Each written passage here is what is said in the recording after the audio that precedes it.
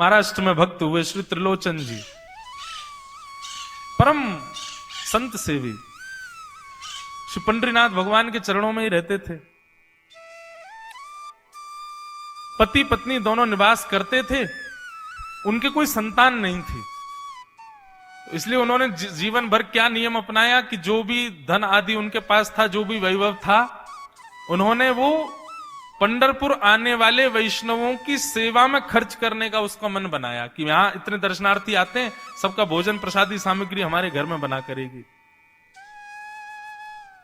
तो श्री त्रिलोचन जी पंढरपुर आने वाले दर्शनार्थियों को घर बुलाकर के प्रेम से भोजन पवाते थे। और जितने भी दर्शनार्थी दर्शन करके पंढरपुर से जाते थे, वो अन्य संतों को कह देते, बोले कहां जा रहे हो? बोले पंढरपुर जा रहे हैं। बोले भैया पंढरपुर जा रहे हो तो त्रिलोचन जी के यहां जाना, उनके यहां भोजन प्रसादी बहुत बढ़िया संतों के अनुकूल बनाते हैं। बड़ी ख्याति हो गई महाराज जी, अब तो जितनी भीड़ पंढरपुर विठल मंदिर में, उतनी भीड़ त्रिलोचन जी के घर के बाहर संतों की, दर्शनार्थियों की, सब प्रसाद पाने के लिए जाते। त्रिलोचन जी और उनकी पत्नी बड़े प्रसन्न कि इतनी संतों की सेवा हम कर पा रहे हैं, ये हमारा सौभाग्य है। धीरे धीरे दोनों वृद्ध अवस्था को प्राप्त हो गए। दोनों वृद्ध हो गए तो अब इतनी सामग्री बना नहीं पाते, कोई सेवक नहीं था, स्वयं बनाते थे पति पत्नी मिलकर के। अब तो ऐसा हो जाता, कभी कभी दाल लग जाती, जल जाती, रोटियां सेकते तो रोटियां जल जाती। वृद्ध अवस्था, थक भी गए थे बहुत ज्यादा, तो प्रसाद पवाते तो थे, संत जन बेचारे प्रेम से स्वीकार तो करते, पर अब स्वाद नहीं होता था, तो बेचारे जैसा था उसको पाते, थोड़ा बहुत पाकर के चले जाते। धीरे धीरे संतों का आगमन अब कम होने लगा। त्रिलोचन जी इस बात से बड़े परेशान हो गए, बोले भैया संत हमारे घर से आना बंद हो गए, हम क्या करें? तो श्री त्रिलोचन जी महाराज ने बाहर एक बड़ा सा कुछ होर्डिंग जैसा लगा दिया, उस पर लिख दिया कि अंदर कोई संत सेवा आदि के लिए एक सेवक की आवश्यकता है। अगर किसी के अंदर सेवा भाव हो तो वो आकर के भीतर संपर्क करे। सेवा, ब्रजवासी सेवा, गौ सेवा, इन सब सेवाओं के प्रकल्प में यदि आप सेवक की कामना करोगे तो कहीं ना कहीं किसी ना किसी रूप में ठाकुर जी आएंगे सेवा के लिए।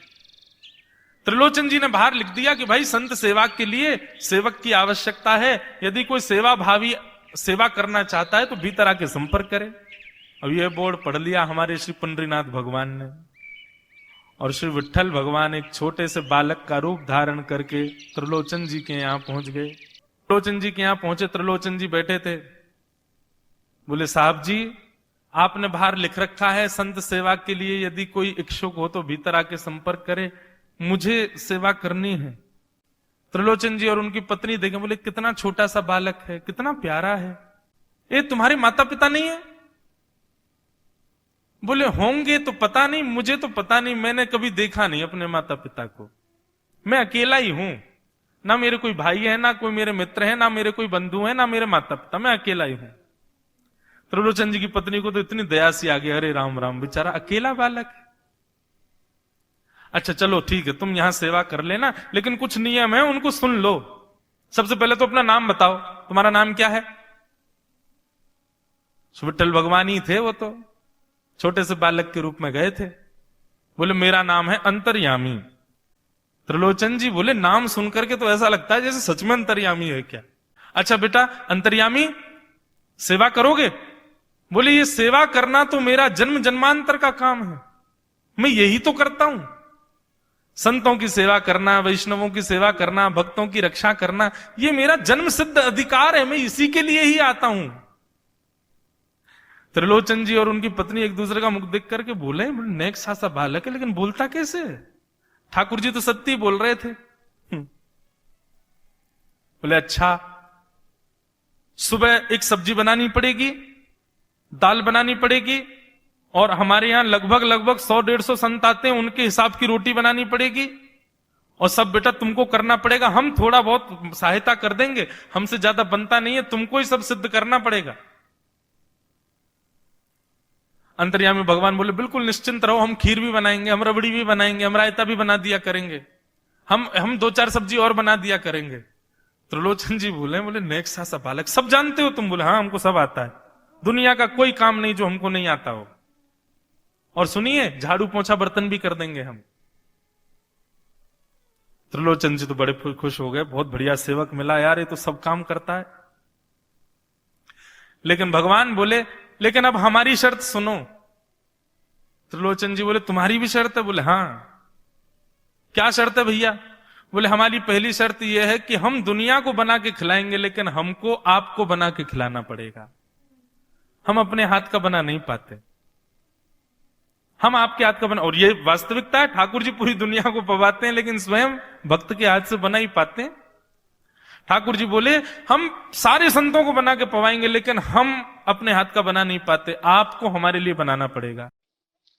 त्रिलोचन जी की पत्नी बोली छोटा सा बालक, इसका आधे हाथ का तो इसका पेट है, एक रोटी में झिक जाएगा ये, इसके लिए मैं बना दिया करूंगी।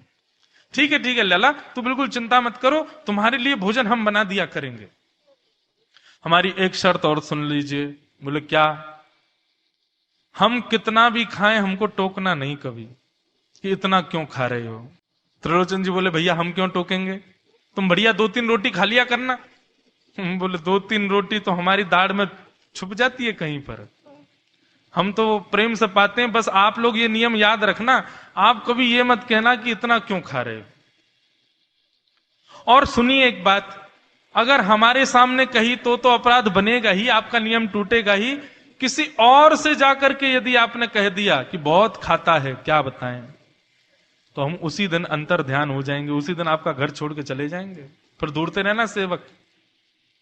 त्रिलोचन जी बोले हम क्यों कहेंगे भैया, हम तो कभी नहीं कहेंगे, हम दोनों तुमको वचन देते हैं, तुम प्रेम से रहो, सबका सेवा करो, हम कभी नहीं कहेंगे कि इतना खाता है। भगवान बोले तो ठीक है, फिर कल से सेवा शुरू। अगले दिन महाराज त्रिलोचन जी और पत्नी उठे सवेरे ब्रह्म मुहूर्त में, देखा तो महाराज भीतर ही ठाकुर जी बढ़िया अपनी कमर कस करके, सिर पर ढांटा बांध करके, मुंह पर कपड़ा लगा करके और कढ़ाई में लिए चला रहे हैं, बना रहे हैं दाल। एक हाथ से दाल बना रहे हैं, फिर दौड़ के जाते हैं दूसरी कढ़ाई पे, वहां पर खीर बना रहे हैं, फिर कहीं जाते हैं वहां पूड़ी उछाल उछाल करके धर रहे हैं।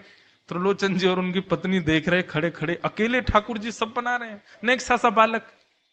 8 बजे से संतों की जमात आनी प्रारंभ हो गई, सुबह के समय हो गया। महाराज अकेले ही पत्तल लेकर के दौड़ते हैं, सारे संतों को पत्तल बांट जाते हैं, फिर अकेले ही सामग्री लेकर के जाते हैं और लेकर के सबको बांटते हैं। त्रिलोचन जी कोई सामग्री लेके जाए तो ठाकुर जी बीच में ही आ जाते हैं, बाबूजी आप जाके बैठो, मैं बांट रहा हूं ना, आप उठ के मत आओ, आप उठ के आओगे सब फैल जाएगा, मैं कर रहा हूं ना सब। अकेले ठाकुर जी, अकेले अंतर्यामी भगवान सब कर रहे थे। और त्रिलोचन जी और उनकी पत्नी बड़े प्रसन्न, जय हो विठोबा, तेने तो भैया ऐसा लगे साक्षात तुम ही आ गए हो, कितनी कृपा हो रही है, देखो कैसा सेवक मिला है। हमें भली संतान नहीं दी ठाकुर जी ने, लेकिन ऐसा सेवक दिया है जिससे परिपूर्ण आनंद हो गया है। संतों की भोजन प्रसादी हुई, महाराज खूब प्रेम से सब संतों को पवाया, संत भी सब वाहवाही करके गए, बोले वाह त्रिलोचन जी आपके यहां खूब बार पाया, लेकिन आज जैसा प्रसादी हमने कभी नहीं पाई। त्रिलोचन जी बड़े प्रसन्न। सब संत चले गए, भगवान तुरंत पोंछा लिया है, पूरे फर्श को मार्जन कर दिया, सब बिल्कुल सारी दरी वरी समेट करके रख दी, सब पत्तल आदि सबको व्यवस्थित कराए, सारे बर्तन मांज करके धर दिए, सब बिल्कुल व्यवस्थित करके, और आकर के ठाकुर जी सामने बैठ गए। मैया अब सेवा हमारी तो पूर्ण हो गई, अब हमारी पेट पूजा करो, अब आप लगो रसोई में, हमारे लिए बनाओ। वो तो इतने भाव में आ गए, अरे मेरे लाला मैं अभी बना के लाती हूं।